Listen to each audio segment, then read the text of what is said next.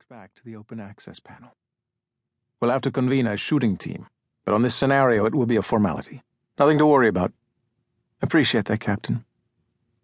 Despite what one sees on screens large and small, a police officer's firing a weapon is a rare and consequential occurrence. A gun can be discharged only in the event the officer believes his or her life or that of a bystander is endangered or when an armed felon flees. And force can be used only to kill, not wound. A Glock may not be used like a wrench to shut off renegade machinery. In the event of a shooting by a cop on or off duty, a supervisor from the precinct where it happened comes to the scene to secure and inspect the officer's weapon. He then convenes the patrol bureau shooting team, which has to be run by a captain. Since there was no death or injury resulting from the shot, Sachs didn't need to submit to an intoxilizer test or go on administrative leave for the mandatory 3 days.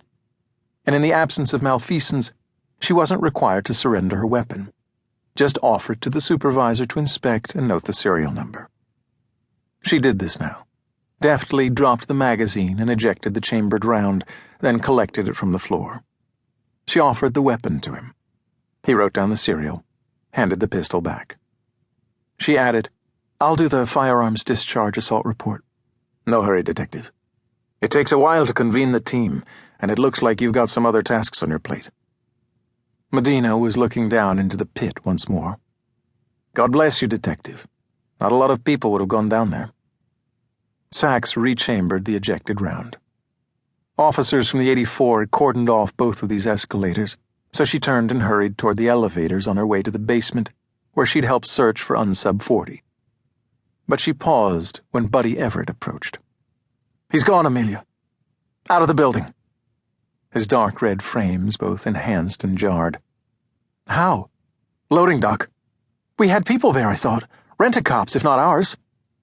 "He called the unsub. He shouted from around the corner near the dock. Said the perp was in a storage area. Bring their cuffs, mace, or whatever. You know rentals. They love a chance to play real cop. Everybody went running to the storeroom. He strolled right out. Video shows him, new jacket, dark sport coat, fedora, climbing down the dock ladder and running through the truck parking zone." "Going where?" "Narrow focus camera, no idea." She shrugged. "Subways? Buses?" "Nothing on CCTV. Probably walked or took a cab." "To one of the 85 million places he might go." "Dark jacket, you said? Sport coat?" "We canvassed the shops, but nobody saw anybody with his build buy anything. Don't have his face." "Think we can get prints from the ladder? At the dock?"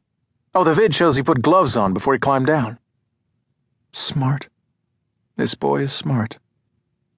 "One thing. He was carrying his cup and what seemed like some food wrappers. We looked, but he didn't drop them that we could find." "I'll get an ECT on it." "Hey, how'd it go with Captain Whitetie?" "Oh, did I say that?" She smiled. "If you said it, I didn't hear it." "He's already planning how to redecorate his office in the governor's mansion." Explained the posh outfit. Brass with aspirations. Good to have on your side. "God bless you." "Fine. Looks like he's backing me up on the weapons issue."